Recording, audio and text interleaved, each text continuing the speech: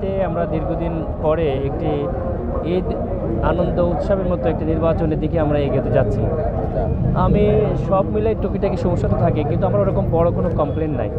যেমন এখানেও আমরা গতকালকেও করেছি বনানীর দিকে, সেখানেও আমার প্রধান যে প্রতিদ্বন্দ্বী ধানের শীষ তাদের সঙ্গে আমার কোলাকুলি হয়েছে। এখানেও আমরা আসার পথে বড় একটা অফিস ছিল, সেখানে তাদের সঙ্গে গেলাম, আমরা হ্যান্ডশেক করলাম, পরস্পরের সঙ্গে কথা বললাম এবং একটি সৌহার্দ্যের ভাবে আমরা আগাচ্ছি। এবং আমরা আশাবাদী যে মানে খেলা নামলে তো দুইজন তো জিতবে না, একজন জিতবে একজন হারবে, এটা তো স্বাভাবিক প্রক্রিয়া। কিন্তু আমরা পরস্পর সৌহার্দ্যের ভিত্তিতে থাকবো এবং মূলত অতীতের যে নোংরা রাজনীতি, যে বলতে পারেন যে প্রতিহিংসার রাজনীতি, ওইটা আমরা বাদ দিয়ে ভবিষ্যৎ প্রজন্মকে সৌহার্দ্যের রাজনীতির দিকে আনতে চাচ্ছি। এবং পার্সোনালি জেনজি যারা ইয়ংদেরকে চাই, আমি জেনজির মধ্যে একটা ইয়ংয়ের মধ্যে পড়ি, আমরা চাই যে নেক্সট জেনারেশনকে অতীতের নোংরা রাজনীতির ছায়া আর না পড়ুক, একটা ভালো সৌহার্দ্য সম্প্রীতির রাজনীতি কীভাবে পাওয়া যায় সেটার জন্য আমরা চেষ্টা করছি। বিএনপির সবচেয়ে হেভি